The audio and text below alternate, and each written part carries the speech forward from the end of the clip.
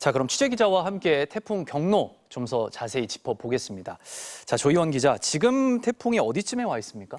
네, 일단 태풍 흰남노는 오늘 새벽 4시 50분에 경남 거제에 상륙을 했습니다. 예. 그리고 오늘 새벽 6시에 시속 52km의 굉장히 빠른 속도로 부산 북동쪽 10km 육상을 지났고요. 계속해서 북상을 하고 있습니다. 예. 중심 기압은 955헥토파스칼, 최대 풍속은 시속 144km입니다. 오늘 새벽에 최대 풍속이 시속 169km를 기록했으니까요. 그때와 비교하면 조금 약해졌습니다. 예. 그래도 여전히 강한 수준인데요. 이처럼 태풍이 강한 세력을 유지하면서 한반도에 근접할 때까지 북상하는 것은 매우 이례적이라고 할 수 있습니다. 왜냐하면 우리나라는 중위도 지역에 있기 때문에요. 보통 한반도로 올라오는 태풍이 이 중위도 상층을 지나는 제트기류랑 만나면 세력이 약해지게 되어 있거든요. 예. 그런데 이렇게 흰남노는 계속 강도를 세게 유지를 하고 있는 거고요. 이런 태풍의 경우에는 피해가 크기 때문에 유의를 해야 합니다. 예. 이 태풍은 이제 경남권 동부를 지나쳐서 오늘 아침 8시에서 9시쯤에는 동해안으로 빠져나갈 것으로 보이는데요. 흰남노의 위험 반원은 태풍의 중심의 남동쪽입니다. 그러니까 이 경우에는 동해안 지역이 될 수 있는데요. 완전히 빠져나가기 전까지는 안심할 수가 없는 상황입니다. 예, 이 남동쪽 외에도 좀 피해가 큰 상황이죠. 지금 기상특보 상황은 좀 어떻습니까? 네, 일단 이 태풍의 눈은 경남을 거쳐서 경북을 지나서 동해로 빠져나갈 것으로 예측이 되는데요. 예. 문제는 강풍의 반경입니다. 반경이 430km로 굉장히 넓기 때문에 한반도 전역이 사실상 태풍의 영향권에 들어가 있는데요.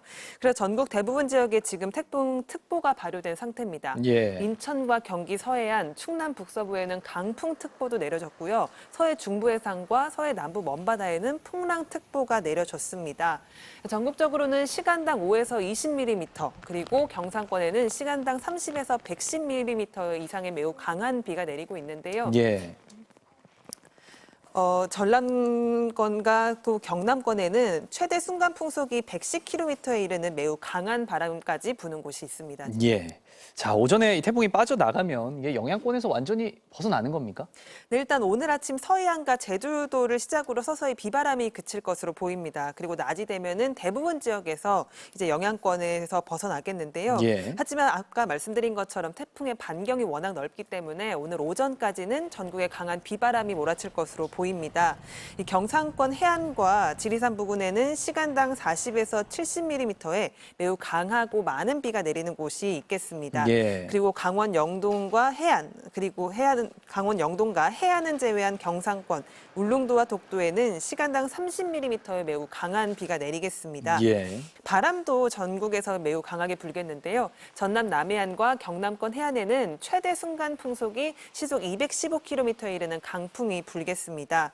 그리고 강원 영동과 경북 동해안, 전남 서해안, 제주도 등지에서는 시속 110에서 145km, 그리고 충청권과 강원 영서 남부에서는 시속 70에서 110km에 이르는 강한 바람이 불겠습니다. 예. 수도권도 예외가 아닌데요. 수도권과 강원 영서 등에서는 70km 이상의 강한 바람이 불겠습니다. 예.